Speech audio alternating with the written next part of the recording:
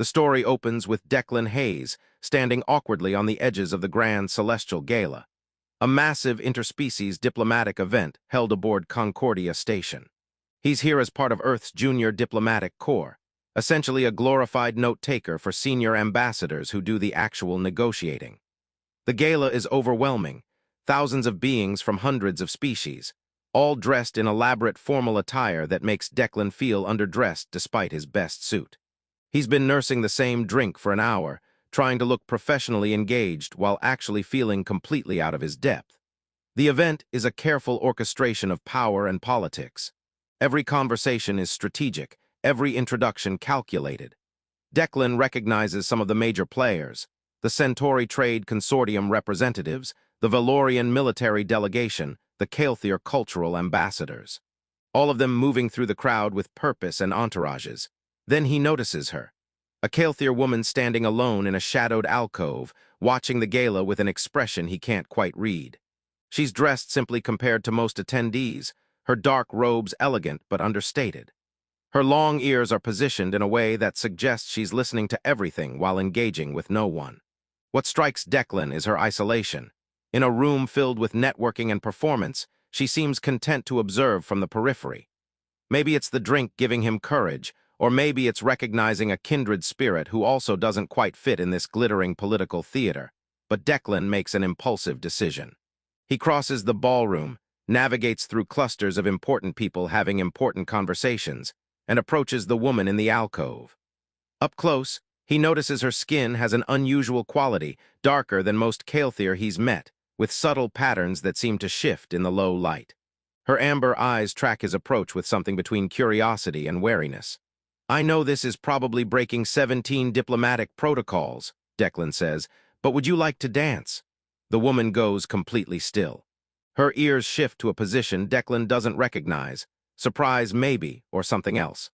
For a long moment she just studies him, and Declan starts to worry he's made a terrible mistake. Then with a voice that carries an accent he can't quite place, she says, "You do not know who I am?" "Not a question, an observation." "No," Declan admits honestly. "Should I?" Something that might be amusement flickers across her features. Most would say yes, but perhaps ignorance is refreshing. She extends her hand. "I accept your invitation, human." As they walk to the dance floor, Declan notices something strange. People are staring. Not just casual glances, but stopped conversations and visible shock. A Calthier dignitary actually drops his drink. Declan wonders if asking someone to dance is somehow offensive in Calthier culture, but the woman seems unconcerned by the reaction they're causing. They reach the dance floor, and Declan realizes he has no idea how to dance with a Calthier. But she guides him with practiced ease into something that resembles a waltz but moves differently, adapted to accommodate their different heights and the formal music playing. "What's your name?" Declan asks as they move through the steps. "You may call me Surin," she says. "And you are?" "Declan Hayes, Junior Attaché, Earth Diplomatic Corps, definitely the least important person at this gala." "Yet you approached me when others maintain their distance," Surin observes. "Either very brave or very foolish." "Probably the second one," Declan admits with a smile. "I'm good at foolish." For the first time, Surin's expression softens into something that might be genuine amusement. Then we shall see where foolishness leads. As they dance, Declan finds himself actually enjoying the conversation. Surin is sharp, perceptive, and possesses a dry wit that catches him off guard. She asks about his work, and he's honest about feeling like a minor cog in a massive diplomatic machine. She asks about Earth, and he talks about his hometown in Ireland, the landscapes he misses, the strangeness of living aboard a space station. In turn, Surin shares carefully measured observations about the gala, about the performance of diplomacy, about the exhaustion of always playing roles. There's a weariness in her voice that Declan recognizes, the fatigue of someone who's been performing for a very long time. "Do you ever get tired of all this?" Declan asks, gesturing vaguely at the elaborate political theater around them. "More than you can possibly imagine," Surin says quietly, "but some roles cannot be set aside simply because they become burdensome." As the song ends, Declan makes another impulsive decision. "Would you like to get out of here?" There's an observation deck on level 7 that's usually empty. Actual stars, no politics, much better view. Surin hesitates and Declan sees something like longing cross her features. "I should not. There are..." Expectations. From who? Declan asks. Anyone who's important enough to have expectations about you is probably too busy networking to notice if you slip away for 20 minutes. Surin studies him with those penetrating amber eyes, and Declan feels like she's evaluating something far more complex than just whether to leave the gala. Very well, she says finally, but only because foolishness has proven surprisingly pleasant. They slip away from the ballroom, and Declan notices that while people are still staring, no one actually approaches or stops them. It's strange, almost like they're afraid to interfere. The observation deck is exactly as Declan promised. Empty, quiet, with floor-to-ceiling windows showing the spectacular view of Concordia Station in orbit around a gas giant. They stand together in the darkness, watching ships move through the space lanes, and for the first time all evening Surin seems to relax. This is better, she admits. I forget sometimes that silence can be comfortable rather than oppressive. They talk for over an hour. Surin asks Declan about his family, his education, his dreams beyond being a diplomatic attaché. Declan finds himself being more honest than he usually is, admitting he feels adrift, that he took this posting because he didn't know what else to do, that he's still figuring out who he wants to be. Surin listens with complete attention, and Declan realizes how rare it is to be actually heard rather than just waited upon to finish speaking. In turn, Surin shares fragments about herself. She speaks of duty and isolation, of responsibilities that leave no room for personal desires, of watching others form connections she cannot allow herself. She never explicitly says what her role is, but Declan gets the impression of someone trapped by obligation in ways he can't fully understand. Do you ever wish you could just walk away? Declan asks. Every moment of every day, Surin says with startling honesty. But some burdens cannot be set down without causing harm to others. So you carry them and you find small moments of respite where you can. She turns to face him directly, like foolish humans who ask you to dance without knowing better. Declan grins, happy to provide foolish respite anytime. Then his communicator chirps, an urgent message from his supervisor demanding to know where he is. The gala is ending, and apparently his absence has been noted. Surin sees his expression change. You should return before you face consequences. What about you? Declan asks. Surin's smile is sad. I exist in consequence. A few more will change nothing.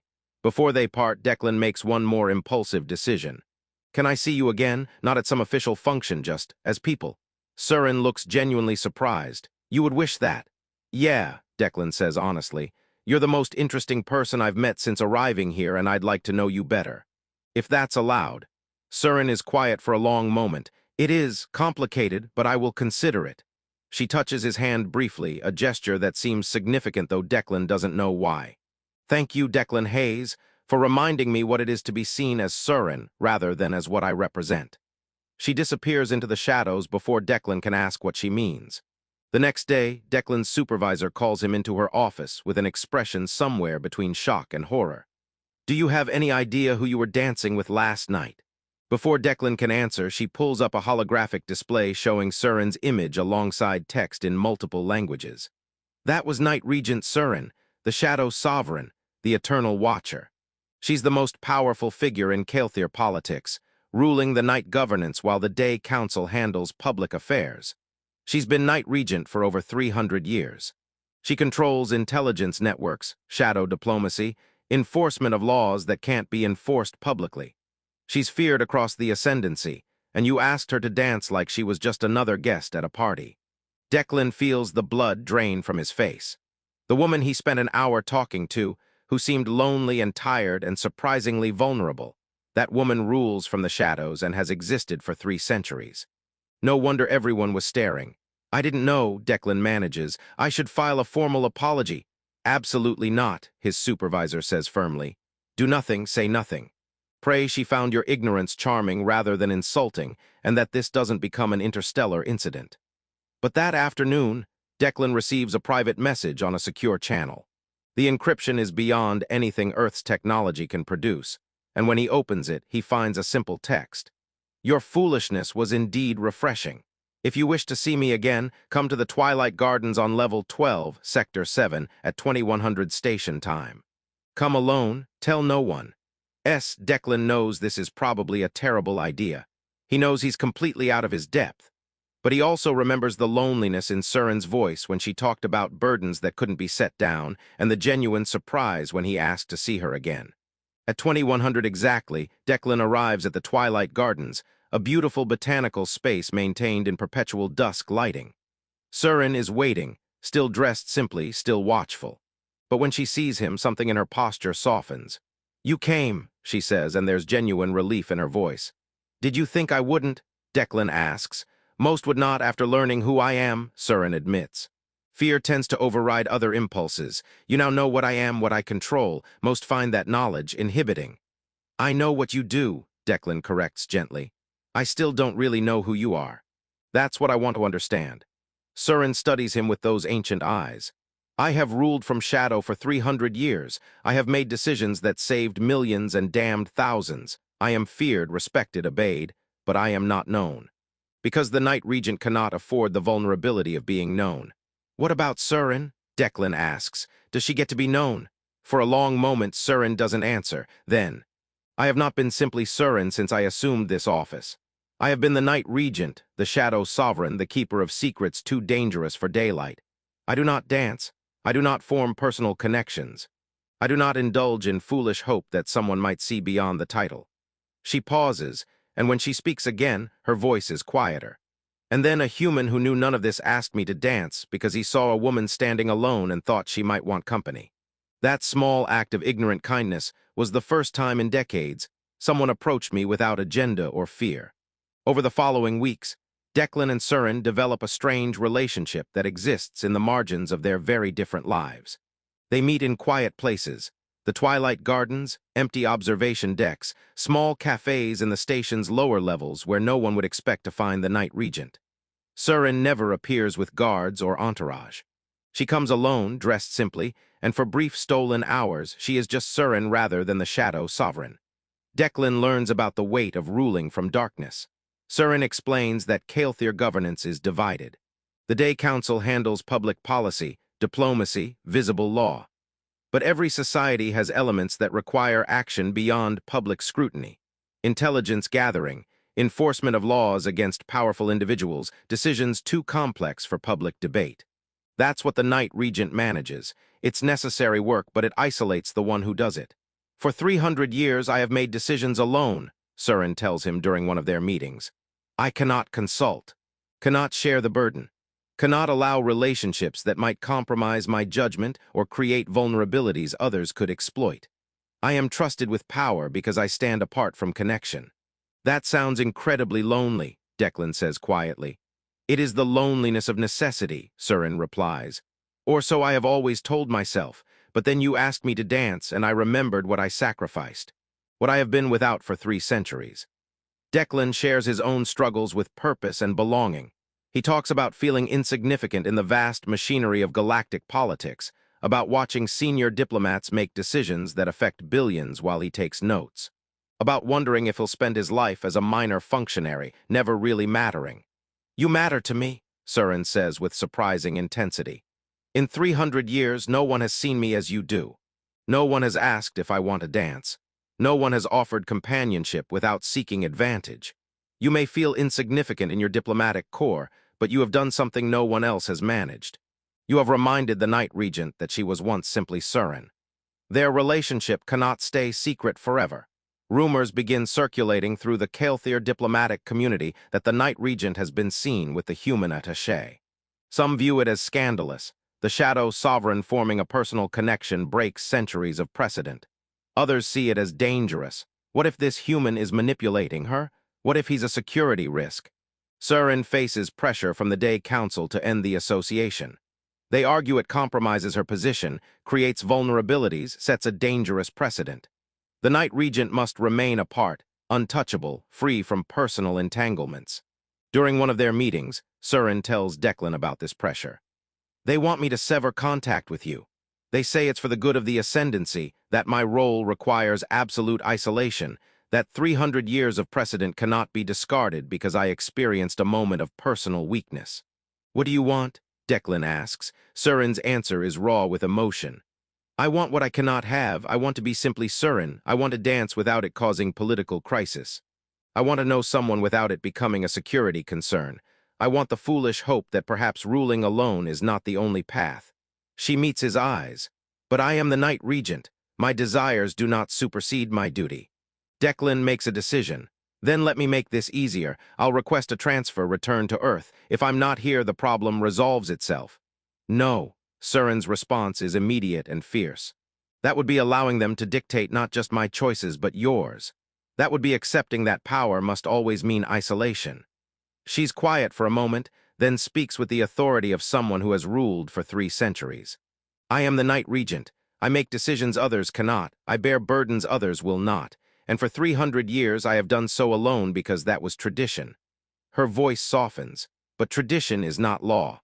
And I am discovering that ruling alone may have made me effective, but it has not made me whole. She takes Declan's hands. I do not know what this becomes. I cannot promise it will be easy or simple. But I am choosing, for the first time in 300 years, to prioritize not just duty but desire. To believe that perhaps the Knight Regent can be more than shadow and solitude. Surin's decision to continue her relationship with Declan despite pressure to end it sends shockwaves through Kael'thir political circles. The Knight Regent, who for 3 centuries maintained perfect isolation, has chosen to form a personal connection. Some see it as weakness, others as unprecedented change. But Surin, when questioned by the Day Council, makes her position clear. I have served the Ascendancy without falter for 300 years. I have made every decision through the lens of duty. I am not abandoning that duty now, but I am acknowledging that perhaps absolute isolation was tradition, not necessity. That perhaps I can serve effectively while also being something more than just the office I hold. The Day Council, faced with the Knight Regent's determination and unable to deny her 3 centuries of exemplary service, reluctantly accepts the new reality. Restrictions are put in place. Declan undergoes extensive security clearances. Their meetings are monitored by her intelligence services, and he signs documents promising discretion that carry penalties he doesn't want to think about. But they're allowed to continue. As their relationship deepens, Surin begins to change in subtle ways. She starts questioning other traditions she'd accepted as immutable. If the Knight Regent can form personal connections, what other assumptions about her role might be outdated? She starts involving trusted advisors in decisions she'd previously made alone, discovering that sharing the burden doesn't always compromise security. Sometimes it improves outcomes. Declan, for his part, finds purpose he'd been lacking. Surin helps him understand that significance isn't measured by title or position, but by impact on individual lives. He may be a junior attaché, but his willingness to see her as a person rather than an institution has changed the trajectory of someone who shapes galactic events. That matters, even if it never appears in any diplomatic record. One evening, a year after they first danced, they returned to the grand celestial gala. This time, when Declan asks Surin to dance, everyone knows exactly who she is. The room falls silent as the Knight Regent, the Shadow Sovereign, the Eternal Watcher, accepts the invitation of a human junior attaché and allows herself to be led onto the dance floor. As they move through the steps, Surin whispers, "A year ago you asked me to dance without knowing who I was. Tonight you ask knowing everything I am and everything that association costs. Why?" Declan's answer is simple. Because whether you're the Knight Regent or just Surin, you're still the woman I saw standing alone who looked like she could use some company. That hasn't changed. Surin's skin flushes with the colors that indicate deep emotion among her people. I was destined to rule alone. 300 years of shadow sovereignty, countless years ahead, all spent in isolation because tradition demanded it. She meets his eyes.